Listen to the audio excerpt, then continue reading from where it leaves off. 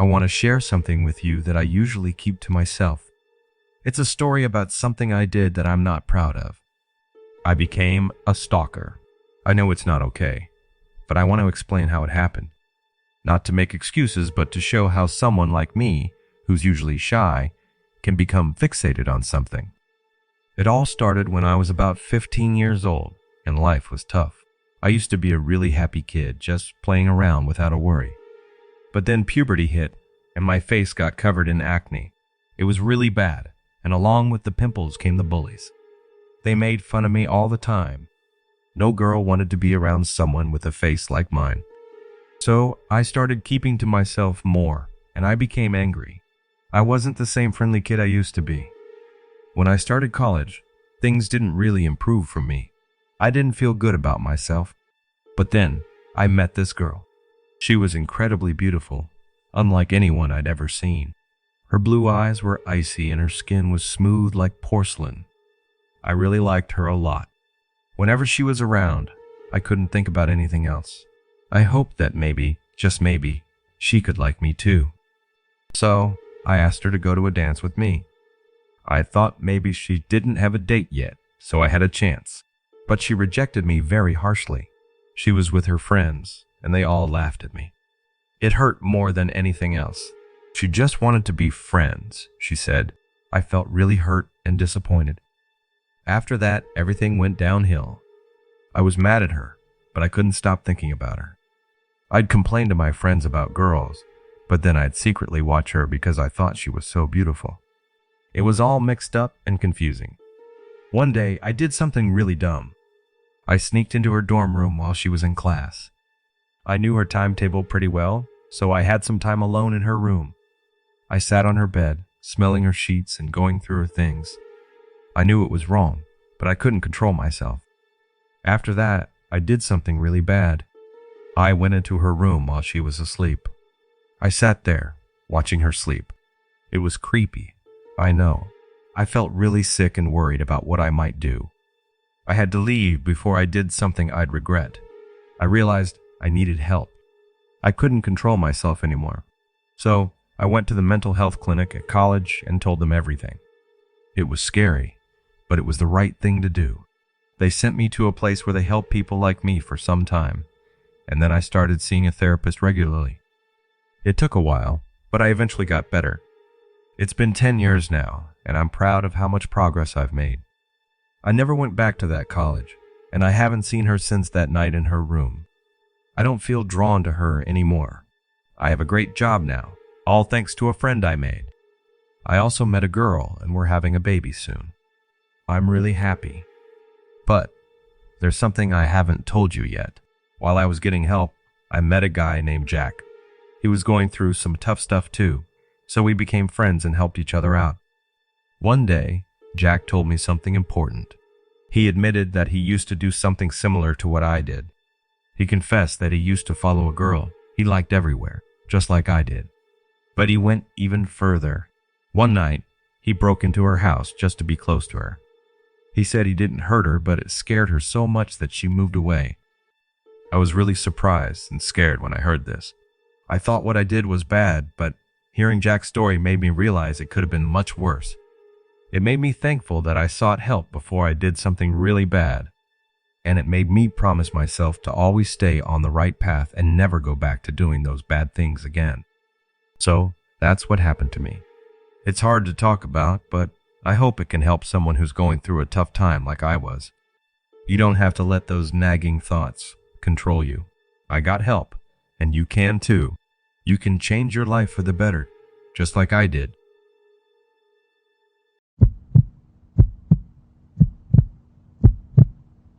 I've been waiting for the right time to tell you this story, and today seems perfect. Something amazing just happened. The guy who wouldn't leave me alone for over 2 years got denied parole. It's such a relief. Let me tell you about the tough time he put me through. It all started after my marriage fell apart, and I decided to start fresh in a new town. I got a job at a local bar, where all kinds of people came, from college students to bikers. After a few weeks, I became friends with a nice couple who ran a horse rescue service. The wife offered to teach me horse riding, and we became close friends. We'd often go out together, hopping from one bar to another, having fun and talking to guys. One night, my friend introduced me to a guy she used to work with. We spent the night together, but I thought it was just a one-time thing. However, he kept coming back, giving me flowers and expecting something from me. When I said no, he got angry and called me names. It was scary. Things got worse when he came to the bar drunk one night and caused trouble.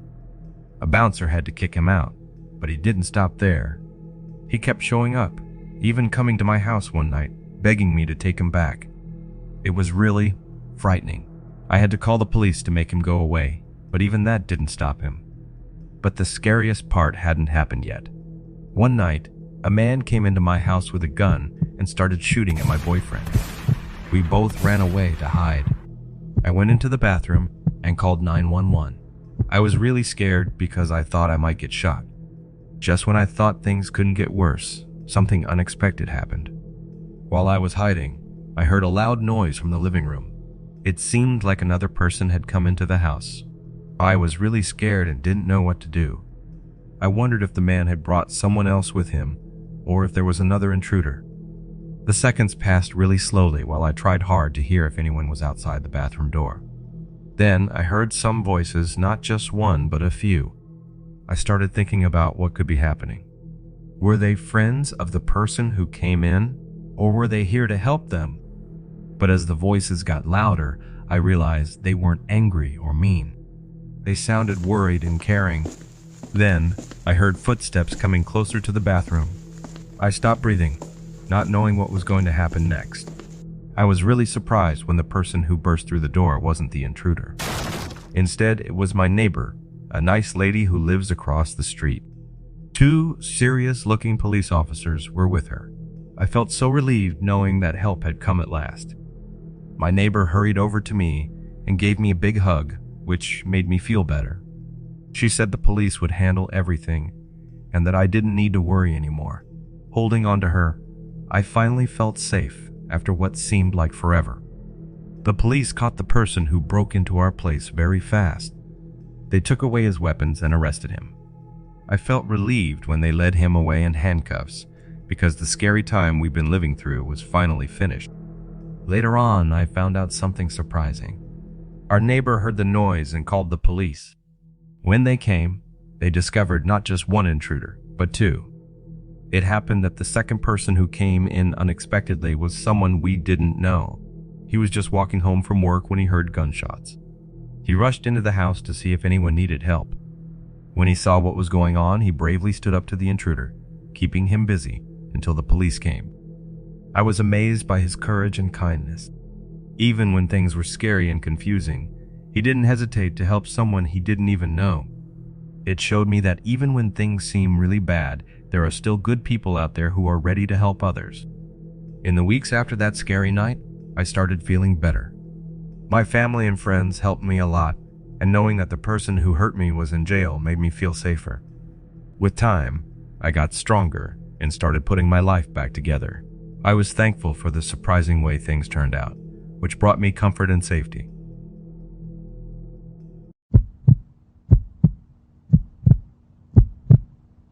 Okay, so I have something to admit. When I really like someone, I kind of go overboard. I used to think I was just really into them, but my therapist says it's not good for me. When I have a crush on a guy, I just can't seem to control myself. At first, I get those excited butterflies in my stomach whenever they're around. But then, it gets worse. They're all I can think about, from morning till night. I spend a lot of time checking their social media, looking at every post and photo over and over again. And sometimes, guys aren't careful with their privacy settings, so it's easy for me to see everything. I often search for information about them online, hoping to discover something new. I know it's not right, but I can't stop myself. I'm really curious about them, so I even go as far as checking out where they live using Google Street View, just to get a glimpse. But I would never actually go to their house or do anything like that. I'd hate for them to find out how much I think about them. My therapist tells me this behavior isn't healthy, and I know they're correct. I try to stop, but it's like I can't control it. And then, there's the jealousy. It hurts me deeply to see them with someone else. I start to feel bitter towards their friends and family, wishing they were spending all their time with me instead. It's like the more I see them, the more I can't stop thinking about them. But when they're not around, I don't think about them at all. It's not like most people who can miss someone even when they're far away. It's like I only care when they're with me. Even with medicine, I can't control how I feel. Sometimes I'm glad I haven't gone too far, that I still know what's real. I know people would never guess how much I think about things. I try to hide it, even from my friends. I'm scared of what they'd think if they knew about my problem. For the past 6 months, I've really liked someone, but it's been bothering me. I try not to talk about them too much, because I don't want people to know how much I think about them. I hope I stop liking them by the summer. I don't want to be in any classes with them next year because I might start liking them all over again. I don't usually like people very often, but when I do, it's really strong. I've only liked 4 people in my life, and 3 times it got really intense. I hope writing this helps someone understand what it's like. It's not like those crazy stories you hear about. It's scarier in real life. Something really weird happened to me recently that really scared me. You know how I sometimes check out my crush's social media? Well, this time when I was doing that, I found something totally unexpected. There was a post on his account, but it wasn't like his usual stuff. It was a picture of a note, and the handwriting looked messy. The note said, "I know you're watching me. Stop stalking me or I'll go to the police." I felt like my heart stopped. How could he know I was looking? I thought I was being really sneaky online, but this was clear proof that he knew. I started to panic when I realized what this could mean. I felt really sick to my stomach.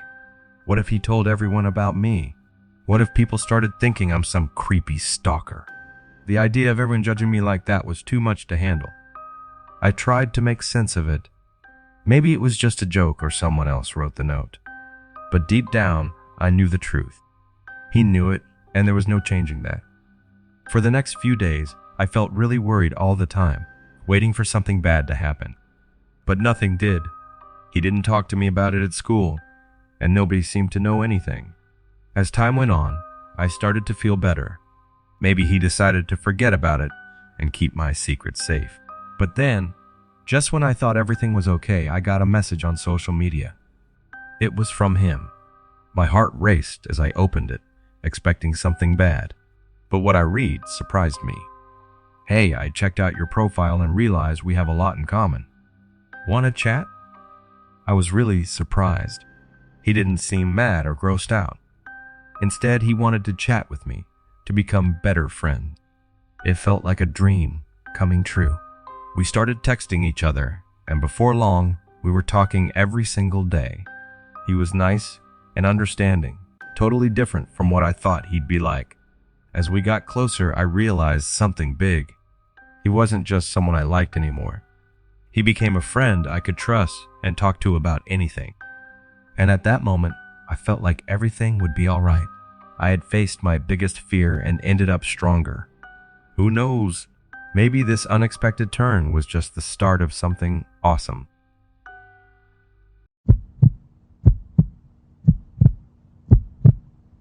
Once, when I was 10 years old, I was walking home from school in the Northeast. Everything seemed normal until I noticed a man walking ahead of me. He had a bit of a limp, but I didn't think much of it because I was lost in my thoughts. Suddenly, he put a cloth bag over my head, and before I could react, I found myself in the back of a van, being taken away. Being kidnapped was really scary for me. It felt like a shock. The bag they put over my head made it hard to breathe, and I was thrown around inside the van like a toy. My body hurt a lot from how rough they were with me, and I was really scared because I thought I might never see my family again. We drove for a really long time until we stopped at a house in a place I didn't recognize. I was stuck there for weeks, and the person who kidnapped me did terrible things to me. He had a limp, and it turned out he had been following me for years without me knowing. Even though I went through terrible things, I knew I had to stay alive. I waited patiently, gaining a little trust from the person who had taken me, so I could move around their house more freely. One day, they showed me a room full of pictures of me. Seeing those reminders of my past life while I was trapped there made me really scared.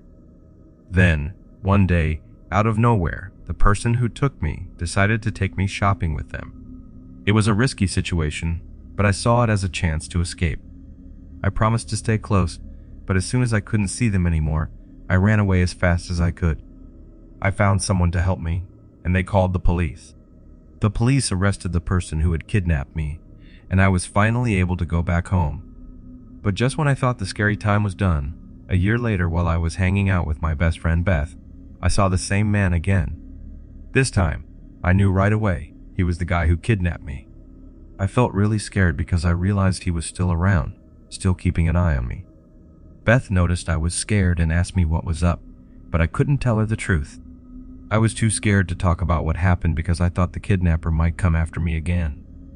That night, when I was in bed, I couldn't stop feeling like someone was watching me.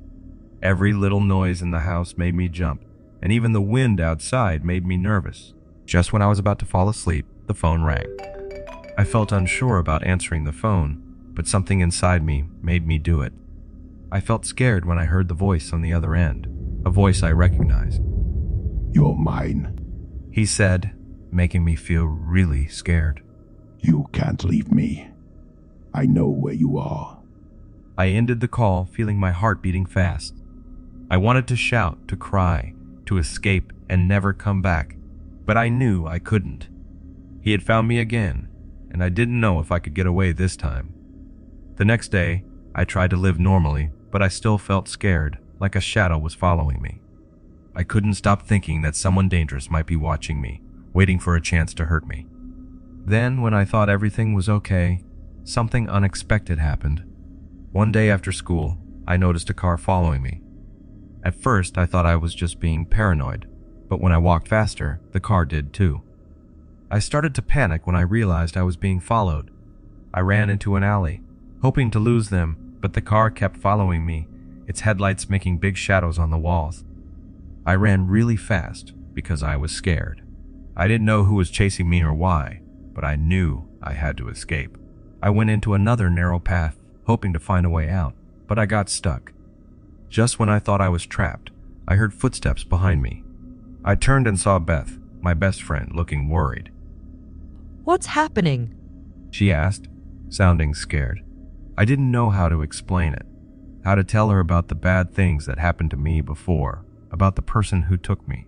But when I looked into her eyes, I knew I had to tell her everything. I whispered, "He's back and he's been following me." Beth looked scared when she understood. She grabbed my hand and hurried us into the alley, away from the car that was still following. "We need to leave. We need to find help," she said urgently. We both ran through the narrow paths between buildings, dodging and twisting through the confusing streets until we reached a busy road. In the distance, I saw the flashing lights of a police car. We ran towards it, shouting for help. The police came quickly. We told them everything, and they started searching for the person who kidnapped me. With my friend Beth beside me, I felt safe knowing I wasn't alone. Eventually, the police caught the kidnapper again, and this time, they put him in prison for good. With him locked up, I could finally move forward with my life, free from his hold. Even though the scary memories stick with me, I believe I can overcome them with the love and help of my friends and family. Before I continue to the next story, if you are interested in earning from YouTube without showing your face, or without making videos by yourself using artificial intelligence, like the video that you are watching right now, then I have a special free training for you. Check the first link in the description below to get instant access.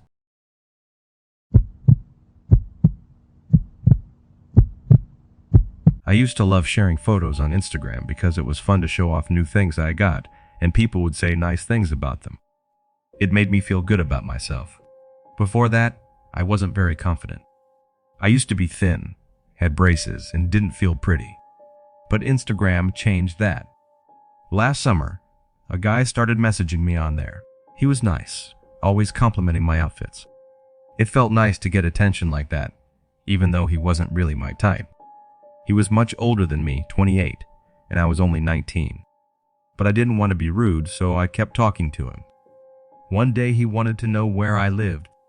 I told him I lived in Coolsville, and he said he was from Eastville. Then he asked if we could hang out sometime. I wasn't really interested in him, and Coolsville was too far for me, but he kept asking. I didn't know how to say no, so I just kept saying maybe. Then one Saturday, he asked what I was up to, and I said I was out shopping with friends. Suddenly, he showed up in Coolsville. He must found out where I was from my social media posts. I was really scared, but I didn't want to cause a scene in front of my friends, so I tried to act like everything was normal. When I got home, I told my parents everything. My dad was really angry. He didn't understand why I was sharing so much online. But I explained to him that I could make my account private and block the guy. Even so, my dad was worried because the guy knew where we lived. A few days later, I saw him parked outside my house. I was really scared. How did he find me again? I quickly ran inside and told my dad. He grabbed a hockey stick and went out to confront the guy. The police said they couldn't do much at first, so we started keeping track of when he showed up and took pictures. It was really hard and caused tension at home. My dad was fed up with it, but we kept gathering proof. Finally, the police arrested him in February. He got sent to jail for 21 months for bothering me and fighting the police. I hoped that would be the end, but I'm still scared. What if he comes back when he's out? What if he's mad at me? I can't stop worrying.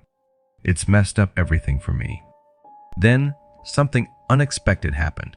About a month after the guy got arrested, I started getting strange messages from a new account on Instagram.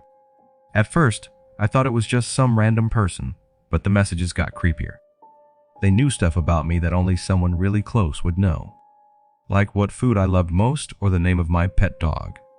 It felt like they were spying on me, even though I hadn't shared anything new online since the stalking started. I told my parents about the messages, and they got really worried. We thought maybe it was the guy's friend playing a prank on me. But the police said they couldn't do much unless we had proof it was him.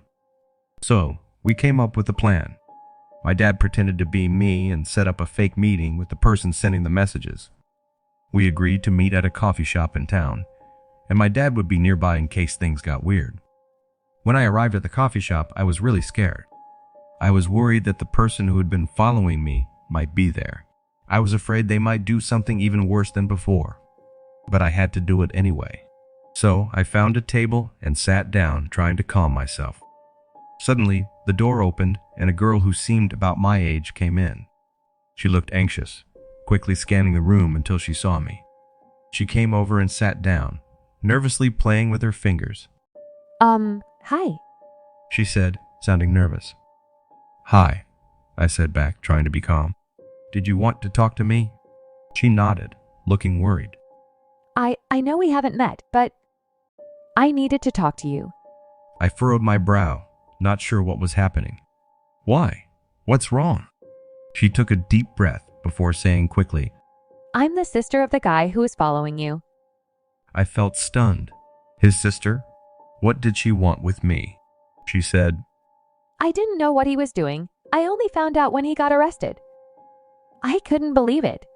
I'm so sorry for what he did to you. I didn't know how to respond. She was saying sorry for something she didn't do. She seemed really sorry, like she felt guilty for her brother's actions. I wanted you to know it wasn't me. She said, wiping her tears. And if there's anything I can do to make it up to you, please tell me. I was really shocked when I sat there. Things didn't go the way I thought they would. I was too busy worrying about the person who was following me that I never thought someone else could be involved. Finally, I thanked her for telling me the truth and saying sorry. I could tell she felt really bad, and I trusted her when she said she didn't know about her brother's actions. Since that day, I stopped getting messages from her, and she never contacted me again. It felt like a big relief, knowing I wasn't alone in dealing with it. But even though the person stalking me was arrested and their sister said sorry, I still felt scared sometimes. I worried there might be other people out there, keeping an eye on me and planning something bad. I guess I'll never really find out. All I can do is try to get past it and hope nothing like that happens again.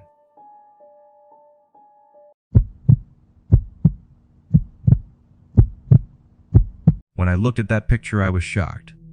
It felt like someone hit me hard in the stomach. But to really get why, I need to take you back to when everything in my life seemed great. Okay, let's start with made-up names. My family, let's pretend they're called the Smiths. My husband, let's say his name is Mark. And my daughter, let's call her Emily. And you can just call me Sarah. After a lot of years in a small apartment, we finally bought a nice little house just outside the city. It felt like we were living the perfect life. We even got a dog who we named Max. Everything seemed just right. But then weird things started happening. Our neighbor, Mr. Thompson, began watching us too much. My mother-in-law, Mrs. Wilson, thought he was up to no good. She kept saying he was sneaking around, but I didn't think much about it at first. One day, Mrs. Wilson said she saw Mr. Thompson going through our mailbox and looking into our windows. I didn't know what to believe. Was she being overly worried, or was there something fishy going on? Things got intense when Mrs. Wilson confronted Mr. Thompson in our front yard. She accused him of spying on us, but he seemed confused. I had to stop her before things got worse. One day, Mrs. Wilson, Mark, and even Max, our dog, vanished. Our house was a mess, and when I called the police, they couldn't figure out what happened. Time passed, and we moved on. Emily, my daughter, grew older, and we moved away to make a new start. Then, I stumbled upon a photo that brought back everything. In the picture, Mrs. Wilson and Mark looked happy and healthy. But why did they leave? And why did they take Max with them? I don't have any answers, just a lot of questions and thoughts. As I looked at the photo, I suddenly realized something. What if Mr. Thompson wasn't really the problem? What if there was someone else hiding, someone we never thought about? So, I decided to investigate further. I started checking old emails, hoping to find some clues. And then, I found something. An email from a few days before Mark and Mrs. Wilson disappeared. It was from someone named Greg, who said he was an old friend of Mark's from college. He was passing through town and wanted to meet up. Mark was happy about it and agreed to go for drinks with him. The email seemed strange. It sounded too proper and practiced, and I wondered why Mark hadn't talked about Greg before. So, I decided to investigate further, but when I looked into it, I couldn't find any trace of Greg. No social media, no records, nothing. It gave me a creepy feeling. Was Greg connected to Mark and Mrs. Wilson vanishing? And if he was, what was his motive? And where were they all now? I knew I had to be careful. If Greg was causing trouble, he might come after me and Emily next. But I couldn't let fear stop me. I needed to find out the truth, whatever it took. So, I told the police my idea about Greg. They said they'd check it out, but I knew I couldn't just wait for them.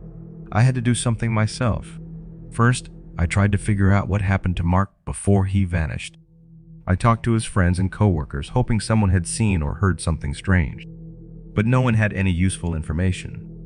One day, I got a package in the mail. It was supposed to go to someone named Mark, but it ended up at our new house. Inside was a small device called a flash drive, and it had a video on it. At first, I wasn't sure if I should watch it. I was kind of nervous about what might be on there. But I couldn't resist, so I plugged the flash drive into my computer. The video started, and I was shocked. It showed Mark and Mrs. Wilson tied up in a dark room. There was someone wearing a mask standing over them, saying scary things to them. I felt really sick when I saw someone wearing a mask hurting my family. But then something surprising happened. The person took off their mask, and it was Greg. I was shocked. How could Greg, who was Mark's old friend, do something so terrible? And why? But before I could understand it all, the video suddenly stopped. I was shocked, staring at the screen with lots of questions in my head. I knew I had to move quickly. Greg had my family. I couldn't let him escape without consequences. I called the police again and showed them a video. They were shocked by what they saw and said they'd look into where Greg is. But I didn't want to just wait for them. I decided to do something. First, I asked anyone who might know where Greg is. I put up posters offering a reward for helpful information. Then one day, someone who didn't want to give their name told me they'd seen Greg near an old warehouse on the edge of town. I didn't wait around. I got brave and went to the warehouse to find Greg and save my family. As I got closer to the warehouse, my heart was beating fast. I didn't know what I would find, but I knew I had to be brave for Emily and Mrs. Wilson. I went inside quietly, staying in the dark, looking for Greg. Then, I heard voices from a room nearby. I went closer and peeked inside. There was Greg, standing over Mark and Mrs. Wilson, looking scary.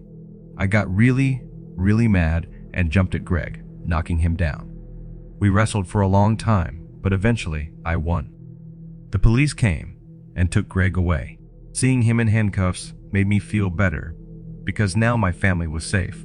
But even though Greg was gone, we still had to fix everything he messed up in our lives. It was tough, but we were going to make it through. As we were going back home, Emily held my hand really tight, and she had tears of happiness in her eyes. At that moment, I realized that whatever difficulties came our way, we would deal with them as a family. And remember that photo that caused everything? I ripped it into many pieces and threw it into the air. I decided to forget about the past and look forward to the future with hope and strength.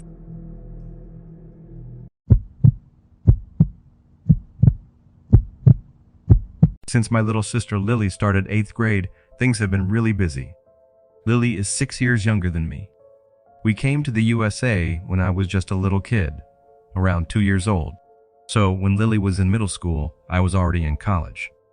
But we're a close family, so I'd visit home a lot and spend time with everyone. Lily has always been pretty, you know? She always gets attention from guys. Even in middle school, she wanted a boyfriend. Then she met Elliot, a freshman from high school, and she got really interested in him fast. Elliot didn't really want to be in a relationship with Lily, but he kept leading her on. He gave her some attention to keep her interested, but he never fully committed to her. This really messed with Lily's feelings. She started behaving badly, skipping school, and arguing with her family. We couldn't trust her to go out because we knew she would sneak off to see Elliot. Eventually, they did start dating when Lily got to high school. Dad and I weren't happy about it, because we had seen how much Lily had been hurt by Elliot before. Their relationship began well, like most do, with lots of love and affection. But then Elliot started acting possessive. He didn't like Lily spending time with other guys, even if they were just friends. It got so bad that Lily stopped hanging out with most of her male friends just to avoid arguments with Elliot. He would say mean things to her, accuse her of things she didn't do, and sometimes even got physical. We tried to convince Lily to break up with him, but she didn't want to listen. She was really attached to him. When it was time for college, Lily chose where to go based on where Elliot was going. He got a scholarship to a private college for wrestling, so Lily applied and got into a nearby public university. During that time, their relationship got even more complicated. Elliot started spending time with some other girls who would tease Lily, making her worry that he was cheating on her. It was hard to watch Lily go through all of that. Then there was this Marine Ball event where Elliot took another girl instead of going with Lily, and he showed it off all over social media. That really hurt Lily, but she still stayed with him.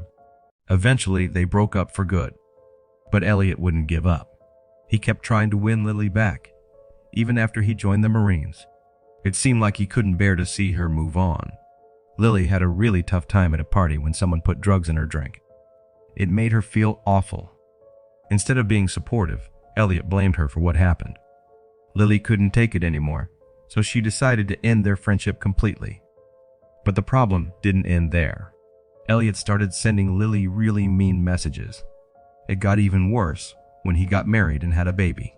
He even said he might name his daughter after Lily just to upset her.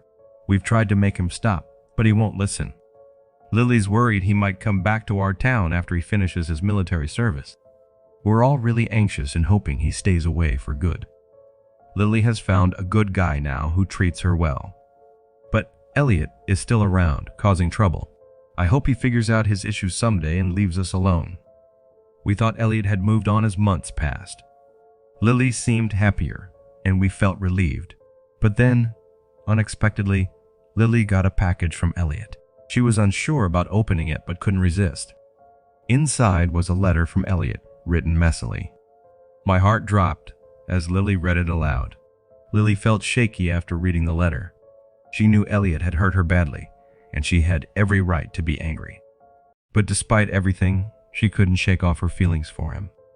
She felt torn. A part of her wanted to forget about Elliot and move forward without him. But another part, the part that remembered the good times they shared, considered giving him another chance. I wanted to snatch the letter away and rip it apart, but I knew it wasn't up to me. This was Lily's decision to make, and she had to figure out what was best for herself. Days passed and turned into weeks. Elliot's presence stayed with us, like a dark cloud. Lily felt like he was always watching her, waiting for her to do something. Then, just when we thought things couldn't get worse, Lily got another unexpected package. It wasn't a letter this time, but a photo. A photo of her, taken without her knowing she was being watched. It scared me. Elliot was still obsessed with Lily, even after everything that had happened. It was like he couldn't move on until he had her back with him. Lily was really scared, and so were we. We didn't know what Elliot might do to get what he wanted. All we could do was stay together and wish he'd leave us alone. But I had a feeling Elliot wouldn't just go away. He was like a shadow, always hiding and waiting for the right time to do something. As time passed, Lily got more and more scared. Every little sound made her scared, and every person she didn't know made her nervous. I tried to tell her that things would be okay, but even I wasn't sure anymore. Elliot seemed to be everywhere, always knowing what we were doing before we did it.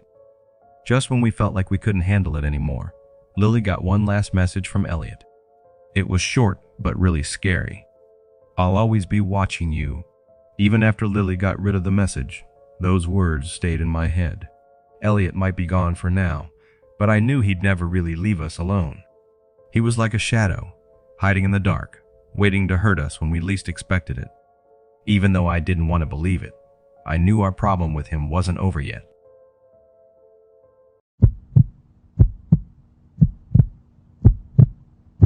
Back in high school, there was this guy named Jake who got really fixated on me. Even though I was already dating someone else, he wouldn't back off, no matter how many times I asked him to leave me alone. Things got so bad that I ended up failing some classes and dropping out. Jake was studying cosmetology for his associate's degree, and we met after one of his classes one spring morning. I was nice to him and even introduced him to my boyfriend, Ryan. After that, we went our separate ways. I remember telling him it was cool that he wanted to be a hairstylist because it wasn't something many guys were interested in.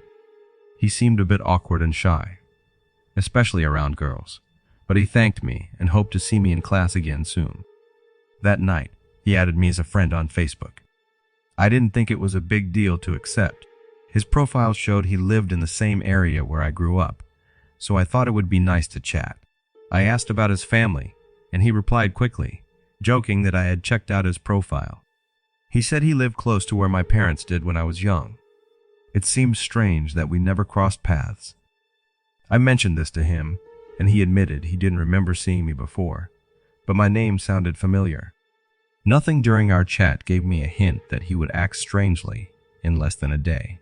I told Ryan about what was happening, and he said not to worry too much. He promised to stick with me as we went from class to class because we had the same schedule. He said if the person bothering me tried anything, he'd be there to help.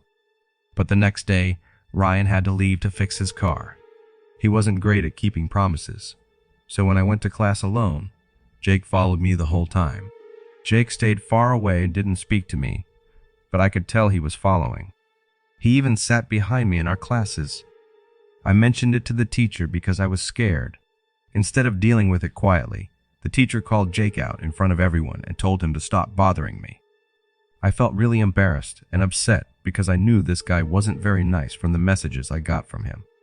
Right after class, he came up to me and asked why I told on him, saying we were friends. I tried to get him to leave me alone and told him his messages scared me a bit, but he just got more annoyed. He even tried to follow me into the girls' bathroom. I remember he was yelling and getting mad, banging on the door and saying he just wanted to talk.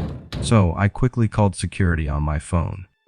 The college got involved and made a big deal about it because when the officer came, Jake lied to get out of trouble, saying I stole something from him. He showed pictures of a necklace and claimed he gave it to me as a gift. He also said we were dating.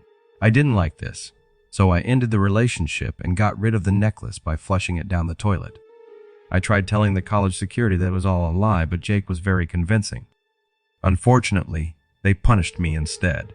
I had to miss 2 days of class because of this punishment, which lasted for a few months. Whenever Jake followed me around campus, my friend Ryan would conveniently find something else to do. Jake was good at making up stories to get out of trouble. It was scary because he always seemed to be wherever I went. He was clever enough to avoid bothering me when others were around, but he would try to approach me when I was alone. Once he grabbed me and pushed me against a wall. He seemed to expect me to scream, but instead he smiled and said he liked it when I acted hard to get. He only let me go when 2 girls walked by. Usually I'd hide in the bathroom until my next class, but even then, he'd be waiting outside. It got worse because he convinced many people on campus that we were sleeping together. This guy was sneaky. He was a good student, never got in trouble, and could make people believe anything. Even my friend Ryan almost believed him because Jake was editing photos to make it look like we were together on Instagram. By the time the semester was almost over, I was really tired of everything. So I decided to take some time off because I wasn't feeling well and wanted to stay home until finals. But then Jake, this guy who had been bothering me, showed up at my dorm and tried to get inside. That was it for me. Even though I proved to the police that he was the one causing trouble, he talked his way out of it again. Ryan suggested I should leave school and finish my classes in the fall, so that's what I did. I changed my phone number and went to live with my parents. Sometimes after that scary night, I'd see someone lurking around outside my house late at night. But once my dad got a security system, it stopped. Still scares me to think how close I was to getting hurt. After I finished college, something surprising happened. I got a letter from Jake, a guy from my past who had caused me some trouble. When I opened it, I was worried about what it might say. But guess what? Jake wrote to apologize. He said he'd been getting help for his issues and felt really sorry for what he did to me. He promised it wouldn't happen again. At first, I wasn't sure if I should believe him, but his words seemed genuine, so I decided to give him a chance. I wrote back, cautiously hopeful that he had really changed and forgiving him for what happened before. Over time, Jake and I started talking more often. He'd tell me how things were going and share parts of his life. He never pushed me to meet up or restart our relationship, which was important to me. Gradually, I began to trust that he was really changing for the better. As years went by, Jake stayed true to his promise. He kept going to therapy, focused more on his interest in cosmetology, and even volunteered to help others facing similar struggles. For me, seeing his positive changes brought me comfort and closure. It was a surprising turn of events in our story, but it ended up being a good thing for both of us. When I think about the past, I see how people can do things that we don't expect. Jake's story showed me how someone can change a lot. He went from being really obsessed with something to finding a way to make things better. It taught me that even when things seem really tough, we can bounce back and become better. Even though Jake and I aren't close anymore, I'll never forget the things I learned from our time together.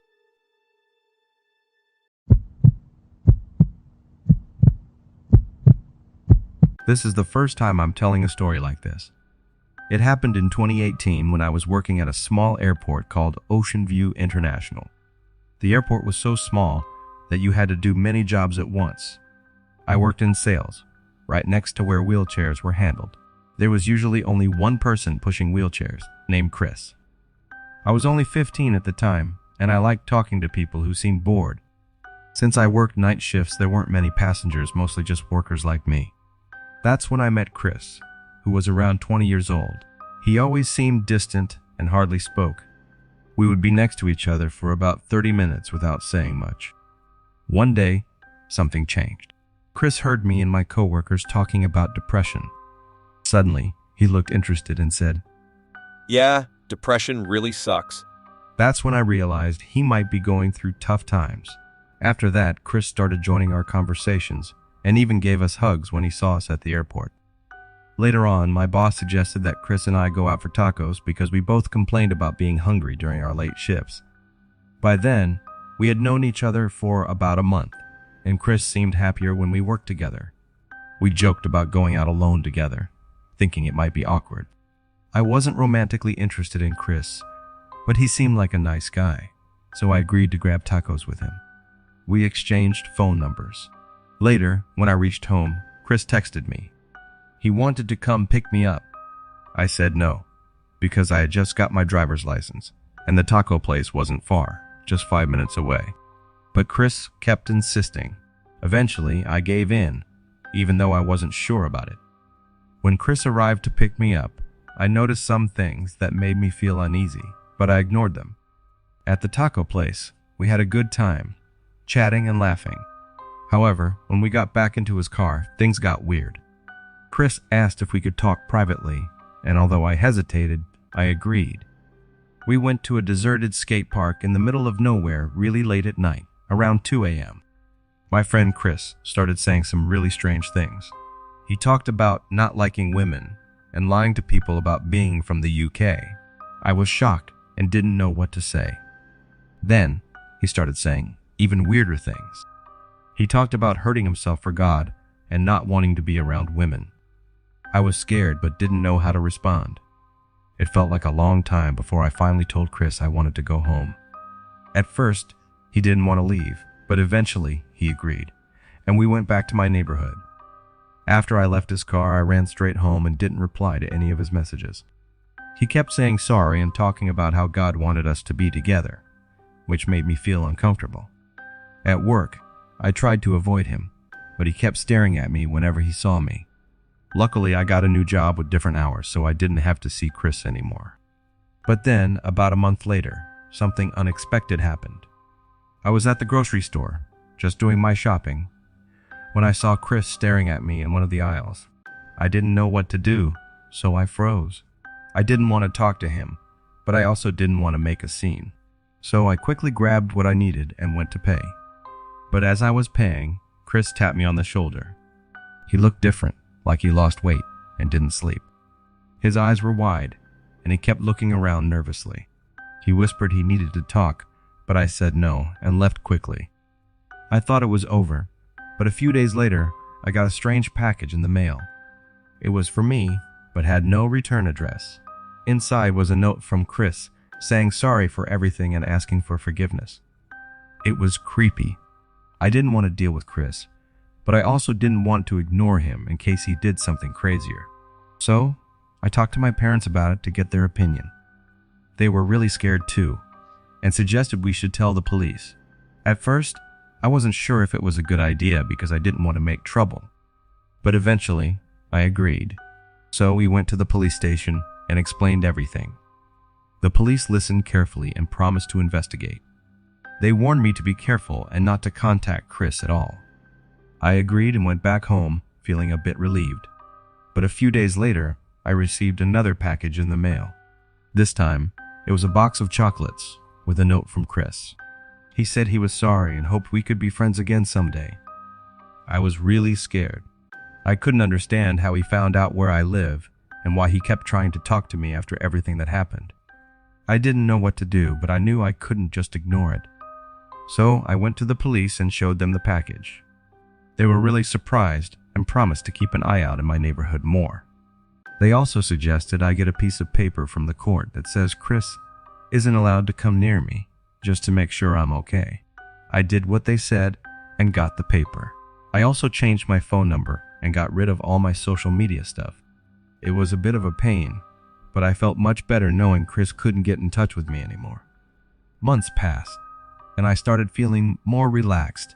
But one day, there was a knock on my door. It was the police. They told me something about Chris. Turns out, he got arrested for following another woman around. They found a lot of weird stuff in his home, like pictures of me and my family. I was really scared. I couldn't believe Chris was stalking someone else. It made me realize how lucky I was to escape from him earlier. After that, I promised myself to always listen to my gut feelings and not ignore warning signs. I also decided to be more careful about where I am and never let my guard down even if I feel safe.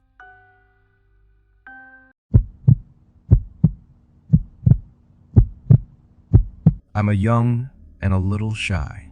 I wanted to meet more people and maybe find a nice boyfriend. It's tough for me to talk to strangers, especially in person. So, I use apps like Tinder to chat with people before meeting them. I'm a girl in my early 20s, and I've been using Tinder for over a year. Usually, things went alright. Sometimes I dated someone or just made friends. If we broke up, it was okay. No hurt feelings. This story is about something that happened a few months after my last relationship ended. I started chatting with a guy named Pete on Tinder for about 2 weeks. He seemed nice and a bit shy, which I found adorable. After chatting for a while, Pete asked me to go out on a date, and we decided to meet at a nearby restaurant later that week. When we met in person, everything seemed fine. I was a little worried that he might not look like his pictures, but he did. He was quiet, just like he was when we were texting each other. Dinner was really uncomfortable. Pete didn't talk much and seemed distracted. I tried to make conversation, but he only gave short answers. Then he suddenly left the table, saying he forgot something in his car. It made me feel weird and lonely. After dinner, I told Pete I didn't feel a connection and didn't want to see him again. He didn't say much and left quietly. I felt guilty, but that's how things go sometimes. I went home afterwards. Later that night, around 11 p.m., I heard someone outside my door. It scared me, but when I looked through the peephole, I saw Pete standing there. I asked him what he was doing, but he didn't respond. I locked the door, hoping he would leave, and eventually he did. Then I realized something really scary. I never told Pete where I live. I got really worried and checked the window to make sure he was gone. I didn't feel safe, but I went to bed anyway. The next day, I saw footprints around my house. They weren't there before. I got really scared and didn't know what to do. Eventually, I called the police. It was a scary decision, but I'm glad I did it. While I was talking to the police, I heard footsteps outside again. I was terrified. The person outside tried to open a window with a knife. I screamed and they ran around to the back of the house and broke the gate. I took a knife from the kitchen and quickly went upstairs. I locked myself in the bathroom because I heard loud noises like someone was trying to get in through the back door. I was really scared and started crying. Then, I heard a knock on the front door. It was the police. They caught Pete and took him away because he was doing something bad. He didn't have a good reason for scaring me. He just seemed crazy. After that, I decided not to use dating apps anymore. I'm still scared and find it hard to trust people easily. It's scary to think that a normal date turned into something so terrifying. If the police hadn't come when they did, I don't know what might have happened. As time passed, after what happened, I tried to forget about it. But then something strange happened. One evening, about a week later, I got a package in the mail. It was a small box without a return address. I felt both curious and cautious as I opened it. Inside, there was a letter written by hand and a small necklace with a heart-shaped pendant. The letter said, "Dear my name, I hope you're doing okay. I know things didn't end well for either of us, but I wanted you to have this. The necklace belonged to my grandmother. She used to believe it brought her good luck and love, and maybe it can do the same for you. I'm really sorry for any fear or discomfort I caused you. I never meant for things to get as bad as they did. Please know that I'm getting help to deal with my problems. Take care, Peter." I couldn't believe what happened. Even though he had scared me a lot, he seemed honest when he spoke. It was surprising, and part of me thought he might be trying to trick me again. But another part thought he really felt sorry. I didn't know what to do with the necklace he gave me. It felt like a big deal, like it meant something more than just a piece of jewelry. In the end, I decided to keep it hidden away. It reminds me that life can be unpredictable, and it's important to trust your gut feelings. Even though I still felt uneasy, knowing Pete was trying to get help made me feel a little better. It was a small comfort after everything that happened. As time passed, I started feeling safer again. I spent more time with my friends and family, and being with them made me feel better. Even though I was still careful, I didn't want to let fear control me. Now, when I think about it, I see that tough times can teach us important things. Even though I'll always remember what happened that night, it reminds me how strong I am and that I can handle tough situations.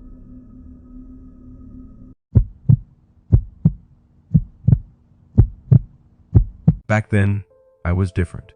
People used to say I was a nice guy, and I believed them. I wasn't one of those guys who didn't like women. I just really wanted to feel loved, probably because I was given up for adoption when I was little. Knowing that you weren't wanted messes with your head.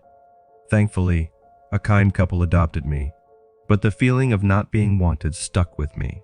School was okay until high school. That's when I made the mistake of falling in love with a friend. It was the first of many times I got put in the friend zone. It made me feel even more worthless. For 4 years in college, I didn't find someone to love. I felt lost, wondering if I should stop trying or keep hoping. I decided to keep trying. I found a job in IT at a small mortgage company. But even with work, I felt lonely. Then, I met Bethany, a new coworker. Bethany was wonderful. Her smile was so bright, and I fell for her right away. At first, I was nervous to talk to her, but I'm glad I did. She was different from other girls. It felt like she actually liked me back. I started to dream about a future with her. I wanted to get to know her better, so I asked her out on a date. She said yes, and I was really surprised and happy. It was my first time going on a date, so I felt nervous. But things went well. We talked, laughed, and I even gave her a kiss goodnight. I thought things were going smoothly until Monday. Bethany started acting differently, like she was avoiding me. I didn't know why. I tried talking to her, but she seemed distant. Finally, she texted me back and said she didn't want a serious relationship. I felt really sad. I thought I had done everything correctly. I felt like I wasn't good enough to be loved. But I didn't want to give up. I began to watch Bethany from far away, hoping I could try again. I became really focused on her, spying on her and trying to find out everything about her. I even put cameras in her house so I could see everything she did. I knew it was wrong, but I couldn't control myself. I was completely consumed by my thoughts about her. And then Bethany started dating someone else. I felt really jealous and mad, but I couldn't stop thinking about her. When I saw her boyfriend ask her to marry him, I got really angry. I ended up attacking him because I thought he didn't deserve her. But then I realized something important. It was me who didn't deserve her. I had turned into a bad person, only thinking about myself. Because of what I did, I got arrested and sent to prison. For the past 4 years, I've been thinking a lot about what I did. I've learned that love shouldn't be about owning someone or controlling them. It should be about caring for them and being kind. I'm trying hard to change and be better now. But I know I'll always feel bad about what I did in the past. I'm not sure if I'll ever find love again, and that might be okay. I need to focus on loving myself first and being happy by myself. It's going to take time, but I'm determined to make progress, step by step. Just when I thought things couldn't get any worse, something unexpected happened. While I was in prison, I got a letter from Bethany. I felt nervous as I opened it, not knowing what it would say. In the letter, Bethany poured out her feelings. She said she'd been struggling since we last saw each other. She felt bad for turning me down and blamed herself for what happened afterward. She apologized for not being honest earlier and hoped I could forgive her. When I read what she wrote, I felt a lot of different things. Part of me wanted to be mad and upset, but another part felt a little bit hopeful. I wondered if this could be my chance to make things right. Could Bethany and I find a way to move on from our mistakes and start over? So, I wrote back to Bethany, telling her how I felt. I admitted that I messed up and said sorry for hurting her. I told her I've been trying to be better, and that I still really care about her. Surprisingly, Bethany replied really quickly. She thanked me for being honest, and said she still had feelings for me too. But she needed some time to heal before she could think about being together again. I understood everything and promised to wait for her. For the next few months, we wrote letters to each other often, sharing what we were thinking, hoping for, and afraid of. It was slow and sometimes hard, but we started to trust each other and be friends again. Finally, after what felt like a really long time, Bethany got out of prison. I was waiting for her outside, feeling nervous and excited. As she came towards me, I could see that she looked happier and lighter. We hugged tightly, both of us feeling a lot of emotions. It was a chance for us to start fresh, to forget about the past and make a new future together. Walking hand in hand into the sunset, I knew that whatever problems we faced, we would face them together as equals, as partners, as people in love.